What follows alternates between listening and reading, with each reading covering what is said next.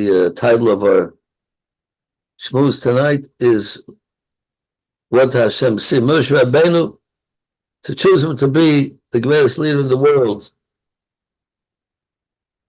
No person in the world did what Moshe Rabbeinu did. He brought down the Torah to the world, and to do a thing like that, and lead the Jewish people for 40 years. Obviously, you have to be very special to get that honor. What did Moshe Rabbeinu have? What's the secret? Because of that, he was chosen to be what he was. Well, there's a lot to talk about, naturally. And we have to look into before he was chosen. The Torah talks about him. And, of course, as we learn the Torah in the next 4 books of Shmois, Vayikra, Midbar, and Dvarim, we keep seeing more and more great things about him. But I wanted to discuss tonight the things that we see before he was chosen, and therefore to understand why Hashem. Of course, we can't understand the whole reason why. It's not for us to understand the whole reason for anything, but the Torah is telling us certain things about him, and the Torah wants us to know these things in order to understand why he was chosen, and not just a philosophical an idea, but naturally we're supposed to hear what he was great about and try to emulate his greatness. Hashem was very happy with the way he was conducting himself and chose him to be such a great person, a leader. So obviously we want to go in his footsteps and try to emulate him and do great things also. So let's take some of the things that Torah talks about Moshe Rabbeinu to understand and to be inspired and see how we can do what he did in our small way. Well, the whole name of Moshe, where does the name Moshe come from? That was not the name his mother gave him. That was the name that Paro's daughter gave him when she took him out of the river. His mother put him into the river in a little cradle, in a boat cradle, because they were killing all the boys, the Egyptians. I guess they belonged to Hamas then too. So they're killing all the boys. So she put him in the cradle in the river, Nile River. And Bas Para, the daughter of Para, came down to swim in the river. She saw this cradle and she saw the baby inside. She took him out and adopted him, and he found his mother to nurse him. The whole story of Moshe Rabbeinu. So she gave him the name Moshe, but his mother, when he was born, gave him a different name. And the name that Paro gave him, Paro gave him, that is what lasted. That's what we call him.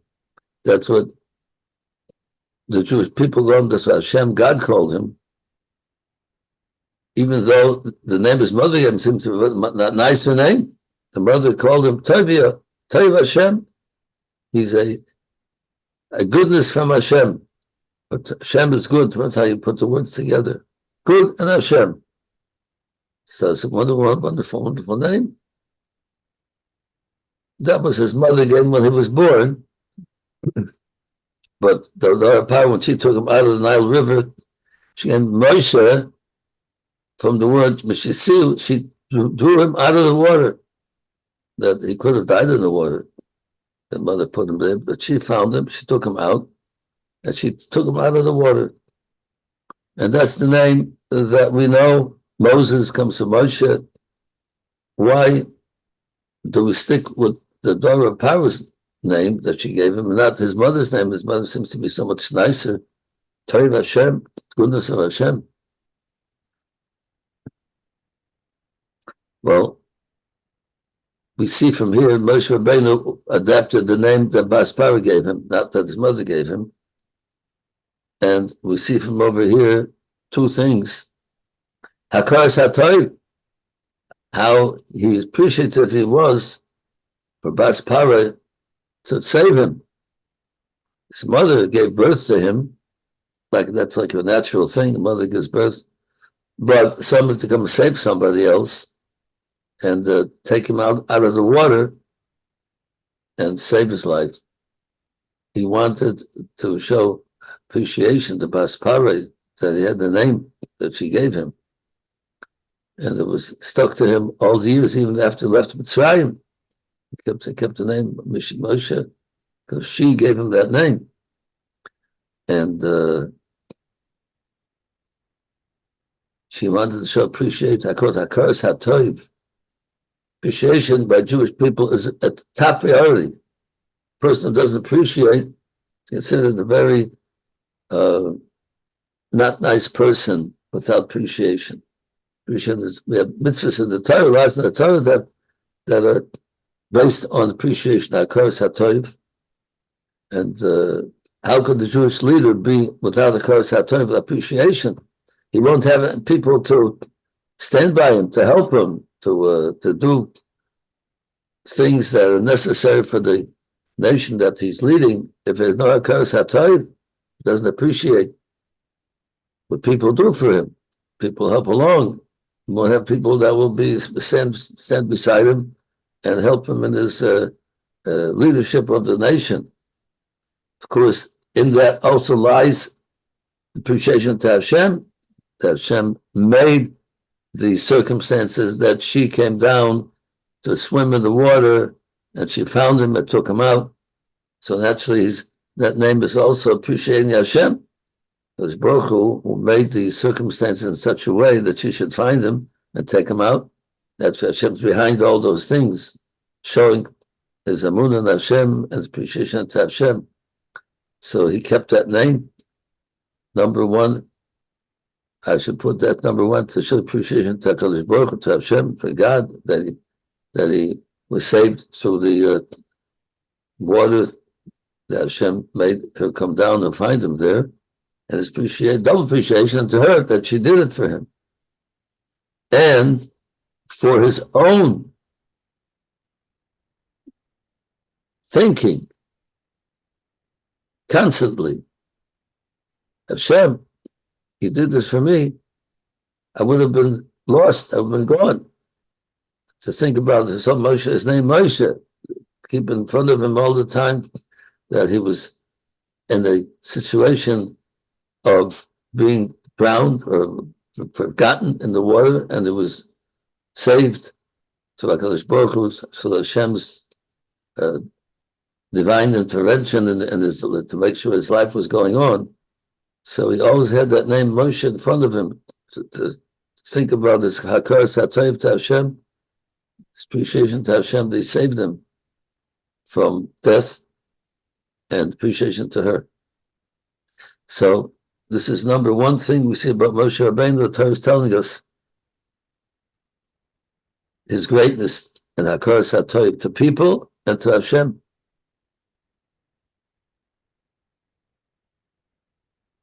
Torah tells us later, he was a prince in the king's palace because Basia took him. Bisia it is, but people call Basia. She's the one who took him out of the water, and he grew up in the king's palace, and he was naturally had all the things that a prince has, all the riches and all the respect, and there's a prince in the king's palace. But he knew he was a Jew because his mother brought him up. Because the mother brought him until he finished nursing, and then he went to the king's palace. Basia took him in, but he knew he was a Jewish boy, and even though he grew up in the king's palace, but he didn't forget his Judaism that he's learned at home from his mother, from his parents. So, he knew he was Jewish, and he knew that his Jewish brethren are being enslaved in Egypt. He went out and watched them working. Rashi says, and I didn't mean that he saw with his eyes. He saw with his ideas, with the seichel, with his intellect. he saw, took it to heart that they are there suffering, enslaved, and their daily lives, that they have to be slaves to Paro, working long days and nights. But he went out not to be comfortable, just to forget about his brethren and to enjoy being free, but he could not enjoy it. He went out into the pits with the Jewish people to suffer along with them. If you want a leader of Klal Yisrael, a real leader, he has to be with them and their problems, and not like most kings that take over the chores of leading the country, and they enjoy themselves with all the riches they do, and vacations and all the different things that they do for themselves. Give over the running to other people, not Jewish kings.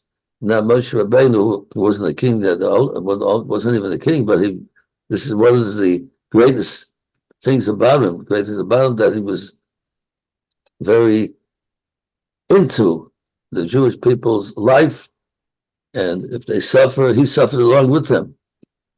Therefore, he's the right person for the job because he knows what they're going through. When they go out of Egypt, wherever they are, he's with them. He knows what they're going through, so therefore he can make decisions and help them in different ways. If he's aloof from them, he's in a different world. He can't even understand what they're going through. How can he be a leader? A leader has to be in the pits with the people and aware of what's going on with their lives. If the Torah is telling us he went out up to his brethren, and he saw and he took to heart that's what they're suffering about. It's called Noise Ba'olam Chaverei. You carry the yoke of burden with somebody else. Somebody who's carrying a yoke of a burden, you put your shoulder under the yoke and you help him along. So that Moshe showed that another thing about him which made him befitting to be the leader of the Jewish people. After that, says that he saw two Jewish people arguing, fighting, and they're coming to physical contact with other, to hitting. So he said, "Why are you hitting Why are you hitting your friend?" He could have just walked by, and it's none of my business what they're doing. I have my life, they have their life. Like many people don't want to get involved in rebuking other people and tell them if they see them doing something wrong, they just like to turn their head. They don't want to get involved in other people's lives. You never know how they'll react till you rebuke. Moshe Rabbeinu saw something wrong. He saw something, he said something. And Jews are not supposed to fight and not supposed to hit each other. And he said to one of them, "Why are you hitting your friend?" He got involved, even though he got a very difficult, bad reaction from them. They try to have him killed by Paro because of the thing that happened right before that we'll talk about right away. So, but he showed his interest and his feeling of something happening wrong. You can't just walk by and disregard it.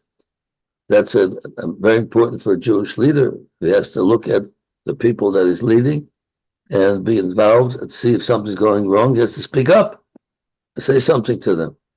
And not just to be the good guy all the time, and he's always a nice guy and never says anything against somebody. And doesn't give any rabbis tell us, if you have a rabbi in the city, everybody likes him, doesn't mean that he's a good rabbi. They like him because he doesn't give them any mussar, doesn't any rebuke. So he's always nice to everybody. Whatever they do, it's okay, it's okay. So he becomes a popular guy. He doesn't tell anybody anything. So he might be popular by the people, but not by Hashem. Hashem wants a leader to be able to tell people if they're doing something wrong, to let them know, and that's perfect the people that he's leading, and not just to be a nice guy to everybody, and everybody just stays the way that they are, and they don't advance, they don't become greater people. That's a leader has to make them greater, has to show them their mistakes, and try to bring them to a higher level than they were from before. So this is Moshe Rabbeinu. Torah is telling us that he had that attribute, that greatness about himself. He wasn't afraid to tell somebody something, they're doing something wrong. Also, the Torah tells us that one time, as he's walking and watching Jewish people and being painting along with them, he saw one of the mitzvah that was hitting a Jewish person, and he went over and he killed a mitzvah. So he saw that a Jew was suffering, and he was afraid we're going to kill the Jew. So he went ahead and he killed the mitzvah, which was a danger for his life. Let me see later on. If they would have found out about it, they would have executed him. Later they tried to execute him because he did it. But he was fearless. We have to do the right thing. A Jewish person is being persecuted and beaten. So he went over and he stopped it. And he killed the mitzvah. It's danger of his life. Oh, that's a person that could be a Jewish leader, that he's ready to put his life on the line to save the Jewish people. Like we said before, many leaders that are kings in the world don't do that. We mentioned when it comes to a king, there the Torah says that the king has to go out. Choose a king that has to go in front of the nation, the leader to war. If they have to war to come against another nation, the king has to walk in front of them and take them out.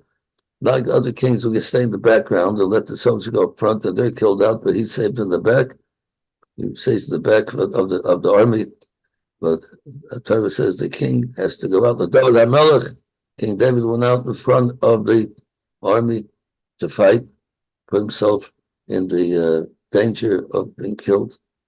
And that's what a Jewish king, a Jewish leader has to be, ready to give his life for the Jewish people. So he had that milah to him, he had that greatness to him, that he's ready to go and whatever it takes to save another Jew from persecution. So here we have these great things about Moshe Rabbeinu. The Torah is telling us before he was chosen to get an idea of what type of person he was. He, by giving that rebuke to the two people that were fighting, tried to make peace between them. He gave them to Chacha. Why are you fighting with each other? Why are you hitting each other? You should make peace. You should be love each other. Every Jew has to love a fellow Jew. So here he was a peacemaker, wanted them to not to fight with each other. And that naturally is one of the main points of a leader of Chal Yisrael. That why are we so great? Another great thing about him, he was a peacemaker. He wanted all Jews to get along with each other and not fight and have hate between themselves, but there should be love between them and harmony between all Jews with each other. So here the Torah is going with these facts about him, getting us to be ready to understand why he's being chosen to be the greatest leader in the world, the Jewish leader of the Jewish people. Later on, we see when the person that he gave rebuke to went and told the king about what he did. He killed a mitzvah. Went and Moshe, it's called, he was angry that Moshe Rabbeinu gave him that Musa, gave him rebuke. He went and told the king wanted to kill Moshe Rabbeinu. He ran away to save himself from the king. And he went into Midian, and he came to the Be'er, where the B'nai Yisrael, the daughters of Yisrael were shepherds taking care of the father's sheep, and they came to the well to water the sheep that they were taking care of, and the people from the area in Midian chased them away and wouldn't let them water the sheep. As Rashi tells us, because they were angry at their father Yisrael, who went against all idol worship, and the people there served idols, and they were angry at Yisrael, telling them the people are fools for serving idols, so they took it out on the daughters too. So the daughters came to water the sheep to chase them away. We don't like your father. He's going against our whole way of life of serving idols. So we don't like you either. So chased him. Moshe Rabbeinu, when he came and saw what's happening, he got up and he stood up for these shepherdess, and he chased away the bad guys, the bullying guys who were trying to chase them away, and he watered the sheep of that they had. Here he's showing his chesed, his kindness, which is also put himself in the line there too. They could have killed him also. And here you see something wrong being going on, that they're chasing him away. They had the right to water the sheep, and they don't like them. So he stood up for what's right, again, for the great chesed that he did for them. Naturally, a leader for Jewish has to be about chesed. He has to be a person of kindness. What kind of leader would we have? A person who is not kind? Over the generations, we see leaders that were not kind. They were very unsuccessful in their leadership. They were overthrown by the people of the country that they lived in. They don't care about them. They just want their own honor and their own riches, that they are being a king, being a head of the nation. That's all they're interested in, and they're not successful in their leadership, but in the kingship that they took over. So Torah is telling us all these great things about Moshe Rabbeinu. Before he was chosen by Hashem, that we should know that why he was chosen. Such great things about him. Another thing which is so important, that when he went ahead and chased away the shepherds who were chasing away the daughters of Yisrael, he ended up marrying one of them, Zipporah, and he had 2 children from her, and he called one of them Gershon, Geris Beretz Nachriya, because I was a foreigner in a foreign land.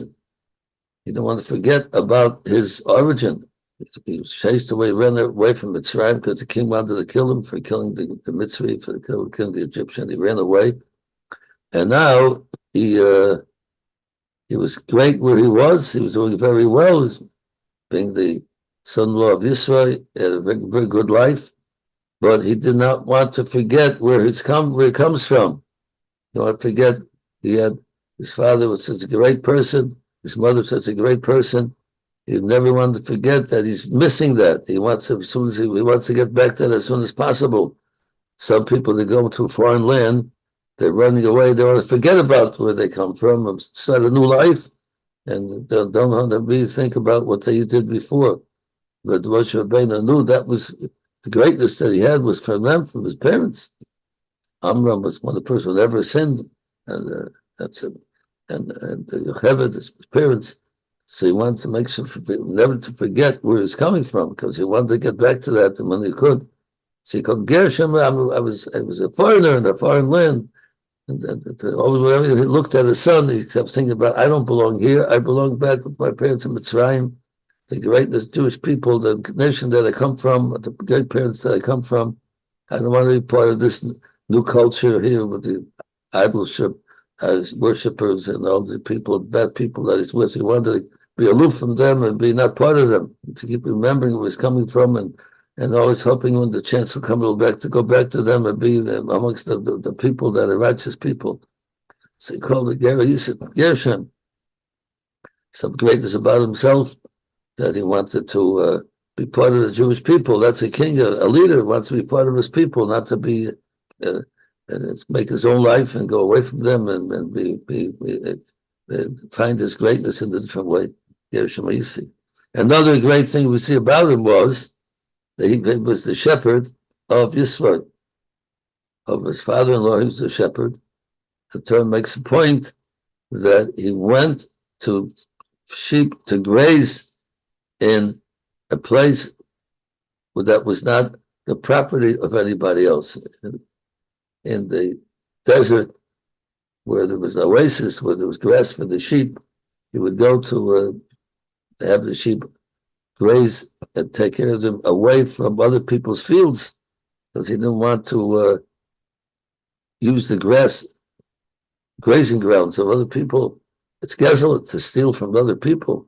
So he went way out of his way to keep away from all the fields of other people into the midbar, into the desert, which doesn't belong to anybody, to make sure that he doesn't take anything away from anybody that doesn't belong to him. Torah makes a point of this. That's a great king. Even the king has a lot of powers, and he can take things away from people. He can kill them. He can rob them. The kings did that. And I'm sure everybody knows here all the history of kings, world history. The kings took advantage of the people in all different cruel ways of taking things away from them, their life away from them. Moshe Rabbeinu was so careful. He wasn't he didn't want to take anything away from anybody. So he went out to great bothering himself to make sure that he's going away from where everybody's living into the desert, where it takes care of the sheep, that nobody should suffer from him in any way, and monetarily by taking something that doesn't belong to him. So this is another great thing about Moshe Rabbeinu that the Torah is telling us, preparing us to be aware of all the great things about him. So these are things that we have to take to heart, and we have to have the same kind of lifestyle Moshe Rabbeinu had. The Torah is not just telling us why he was chosen, he was so great. The Torah wants us to emulate him. We all have to be very great. We say, all Jews are right, or should be capable of becoming a king. We have to work on ourselves to get all these great things about Moshe Rabbeinu that made him into chosen for what he was. And we have to learn about it and think to ourselves, we have to learn from him and be every Jewish person has to feel like I could be a king. Baruch Hu created every Jewish person with a great neshama, a great soul, and we have to show that we're princes of HaKadosh Baruch Hu. He's our king of all kings, and we're the princes of Hashem, HaKadosh Baruch Hu. We're all the children of Hashem. So we have to take all these, just going it quickly, to have a kos hatov, to appreciation to people and to Hashem, to HaKadosh Baruch Hu, appreciate what they do for us and what Hashem does for us. We have to go and realize what Jewish people are suffering. We have to think about the Jews now and what's happening in Gaza, all the prisoners that are there that are suffering so many days now, so many months now. We have to think about it and feel along with it and feel the suffering, how they're being mistreated, how people don't have the medicine with themselves. People we know how abusive their captors are to them. And we have to think about it, really feel about it, to pray for them. We have to, when Jews are in trouble, we have to feel the trouble with them. And we can't think we're too busy, we have things to do and to take care of. Fine and good, but we have to take off time to think and feel along with what they're suffering over there. To give rebuke to people, if see someone doing something wrong, not to be shy away and say, it's not my business. Every Jewish person is our business. If we see somebody doing something wrong, we have to go and tell them it's wrong. We have to tell them the nice way, not to scream at them in the way they'll accept it. But I'm saying all these things Moshe Rabbeinu had. And we have to try to make peace. If we see people that are not getting along, we have to ourselves to make peace with people. To have peace with our family, with our parents, with our friends, with our neighbors. And not only that, but if we see other people are not having peace, we should try to get involved to try to make peace between them. So one of the biggest mitzvahs that the peace person gets reward in this world and the world to come, to make peace between people. That's the Torah telling about Moshe Rabbeinu. And the greatness of Moshe Rabbeinu, of his chesed, the kindness that he did, that he helped the B'nai Midian to chase away the bullying people that were bothering them, and chase them away and water the sheep. We have to try to do as much chesed that we can. We have to emulate HaKadosh Baruch Hu, emulate God, who does chesed all the time, 24/7. Hashem is doing chesed to everybody. He's giving everybody life and food, and everything, happiness, and everything that we have. So that's where the Jewish leader is, and we have to feel, but we're all Jewish leaders, we're all princes of Hashem. And Gershom, and careful with Gezel, to be very careful not to take anything that does not belong to us. We spoke about it a few times already. I don't go into detail right now, but be careful that we don't take something that doesn't belong to us, even though it might be very little, and not to damage anything that belongs to somebody else. We talked about it a few times. And we mentioned to remember that we don't belong in this country, we belong in the Holy Land of Israel. That's our land. That's what we're looking forward to. We should not